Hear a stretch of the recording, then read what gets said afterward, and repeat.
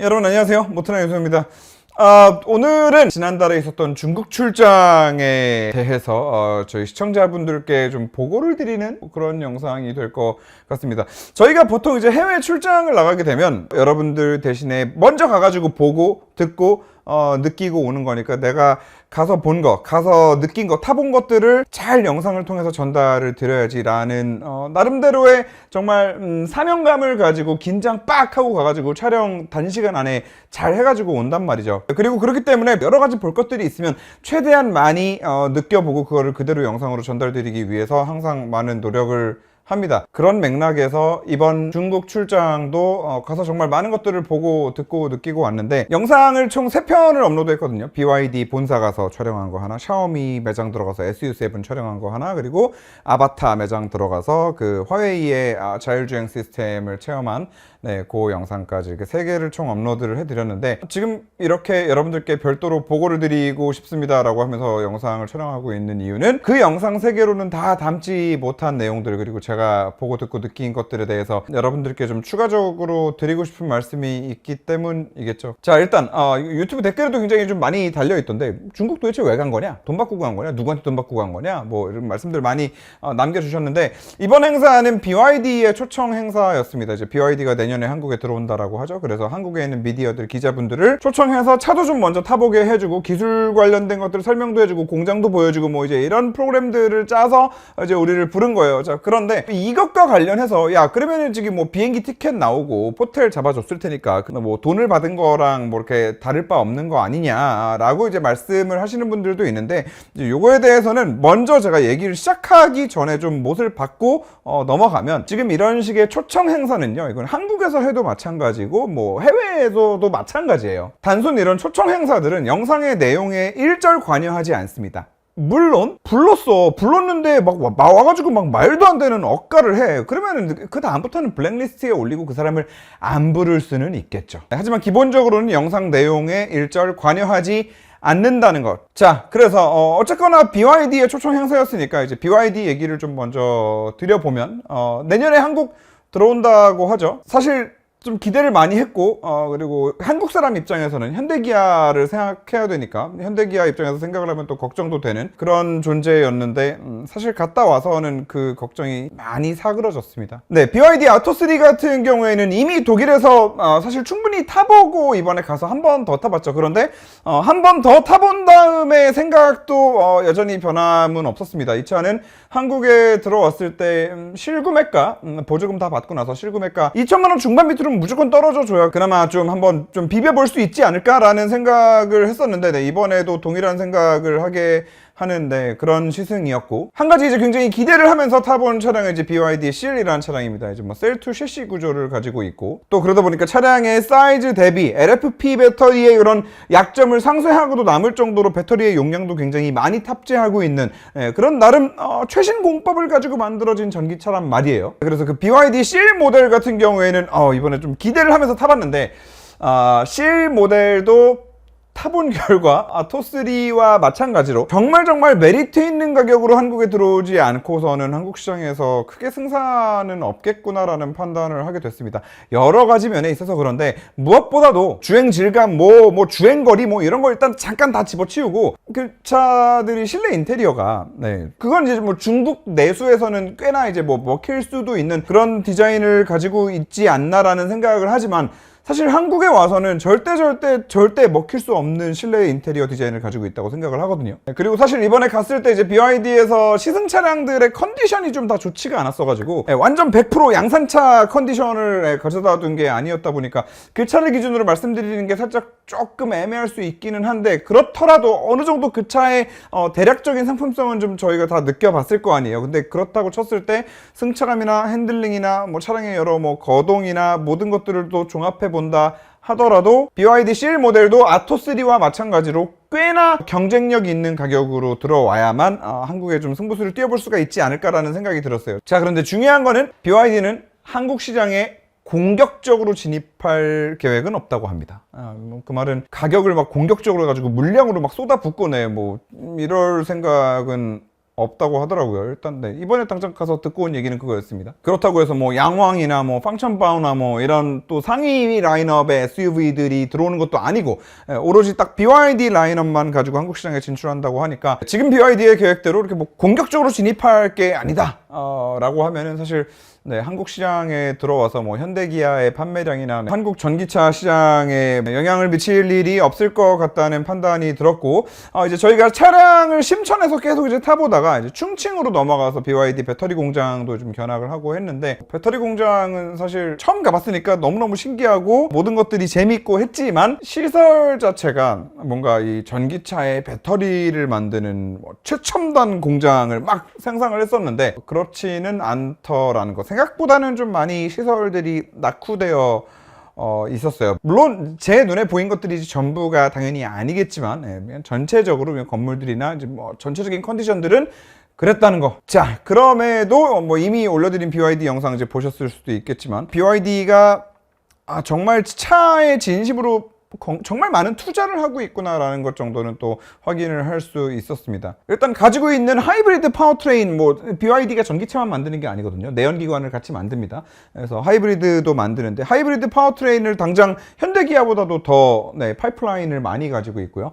그리고 전기차 쪽으로 넘어와서도 차를 제대로 타보지는 못했지만 양왕이라는 브랜드로 이미 막 쿼드 모터 들어간 EREV를 막 생산을 해서 판매를 하고 있고, 그리고 뭐 유압 서스펜션 사용하고 뭐 이런 또 많은 기술들을 가지고 있는 회사인 것도 볼 수 있어서 BYD가 당장 내년에 한국에 들어오는 거는 크게 걱정이 안 되지만 장기적으로 봤을 때 현대기아를 위협할 수 있는 정말 무서운 존재구나라는 것 정도는 충분히 이번에 가서 경험을 하고 보고 온 것 같습니다. 자, 그리고 BYD는 그렇고요. 많은 분들이 보고 좀 이제 댓글로도 많은 놀라움을 좀 표현해 주셨던 아바타. 사실 그 아바타 매장은 영업시간도 지나서 들어갔어요. 그 매장에 들어간 게 6시가 넘어서 들어갔어요. 매장 영업시간이 6시까지인데. 그리고 더 웃긴 거는 그 아바타 매장에 들어가기 전에 우리가 이미 2대나 시승을 하고 들어갔어요. BYD 매장에 가서 아토3, BYD 초청이랑은 상관없이 그냥 시내에 있는 BYD 매장에 들어가서 이제 직원분께 시승을 좀 요청을 드렸거든요. 왜냐하면 BYD 공식 행사에서는 시승 코스가 다 무슨 저기 운동장 같은 데서 차를 타는 바람에 제대로 차를 이제 느껴볼 수가 없어가지고,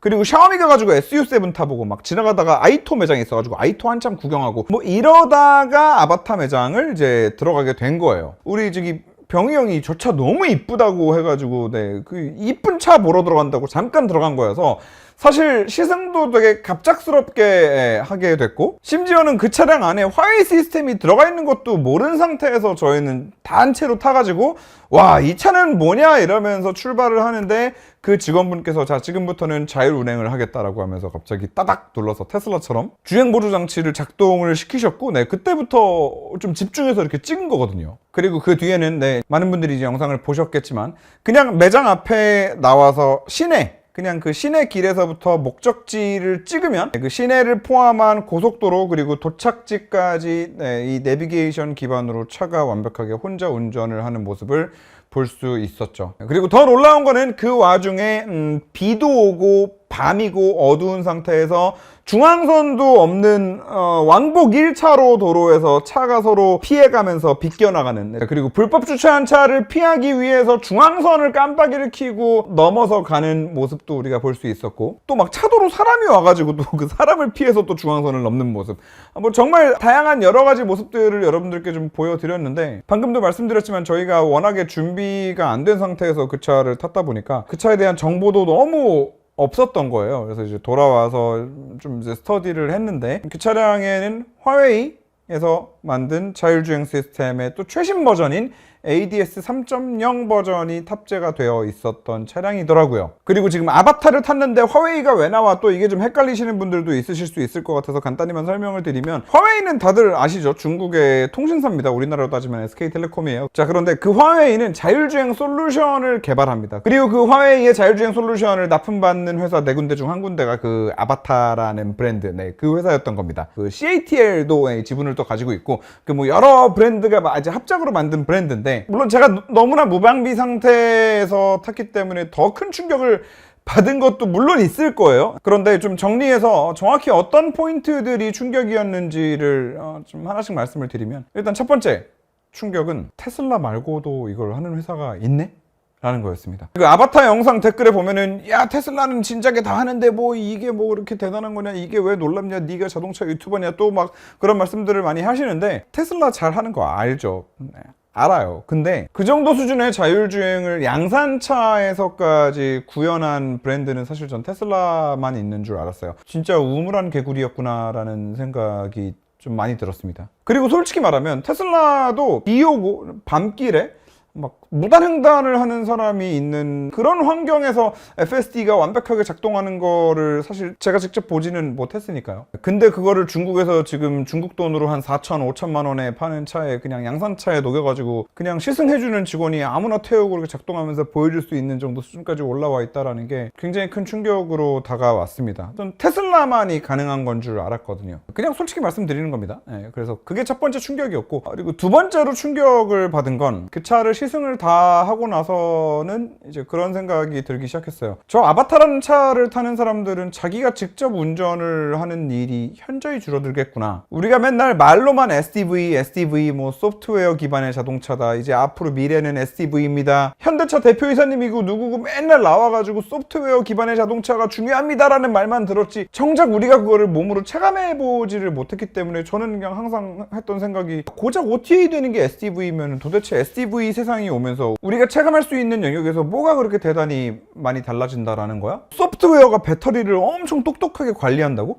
원래 내연기관차 탈 때는 우리가 신경도 안 썼어도 되는 거를 그냥 소프트웨어가 잘 관리하고 있는 게 뭘 SDV라고 그렇게 대단하다고 떠드는 거야? 라는 생각을 항상 해왔는데, 이번에 그 아바타를 타고 나서야 이게 SDV인가? 처음으로 소프트웨어 기반의 자동차라는 말이 이제 온 몸으로 이해가 되면서, 와 진짜 이제 우리가 내가 운전을 하지 않아도 되는 차와 내가 직접 운전을 해야 되는 차로 이제 자동차를 나누게 될 날이 이제 얼마 남지 않았구나라는 것 또한 정말 온 몸으로 느끼게 되는 경험이었습니다. 사실 냉정하게 얘기하면 중국에 있는 자동차 소비자들은 이미 그 고민을 하면서 자동차를 소비하고 있을 거고요. 네, 다시 말해서 어떤 자동차의 소프트웨어가 더 운전을 똑똑하게 잘 하냐를 보고 지금 자동차를 고르고 있는 겁니다. 그들은 이미. 그렇기 때문에 사실 좀 많은 충격을 받았고, 그리고 마지막으로 이건 이제 돌아와서 받게 된 충격인데,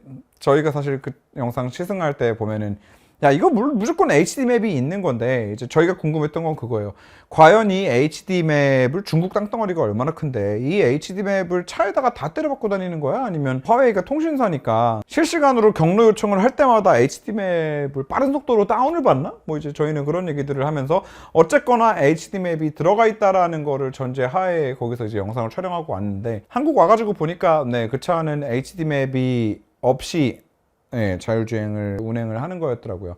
HD맵이 없이 자율주행을 구현하는 거를 목표로 가고 있는, 현재도 그렇게 맵 없이 자율주행을 구현하는 차가 한 대 더 있죠.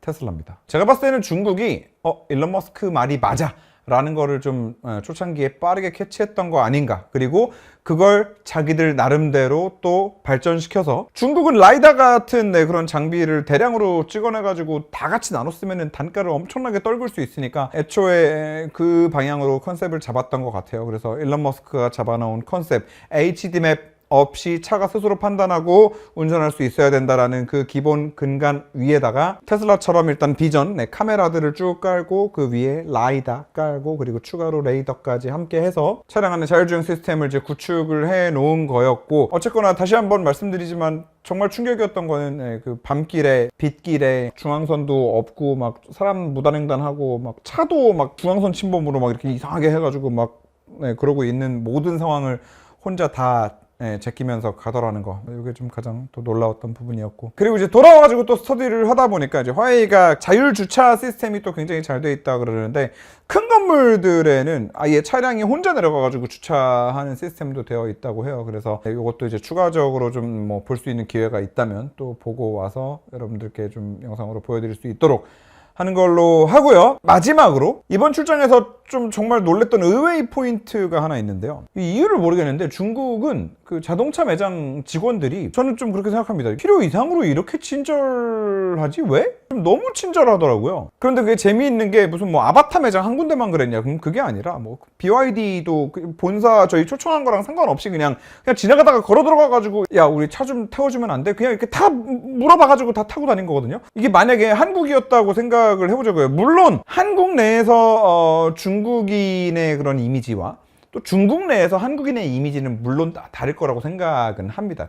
그럼에도 중국은 어느 매장을 들어가도 일단 촬영하고 있으면 궁금한 거 있으면 뭐든지 물어보라고 와가지고 모든 직원이 다 일단 그런 스탠스고, 시승 같은 경우도 우리 한국 사람이라고 말하고 들어갔는데 우리가 중국에서 갑자기 놀러 와가지고 차 살 일 없잖아. 근데도 우리 이 차 한번 태워줄 수 있어 라고 하면 진짜 얼마든지 기꺼이, 심지어 그 아바타 같은 경우에는 솔직히 저는 그건 좀 오바였다고 생각을 하는데 영업시간도 끝났는데 굳이 나가가지고 차를 또 태워주더라고요. 그래서 한편으로는 좀 씁쓸하기도 했어요.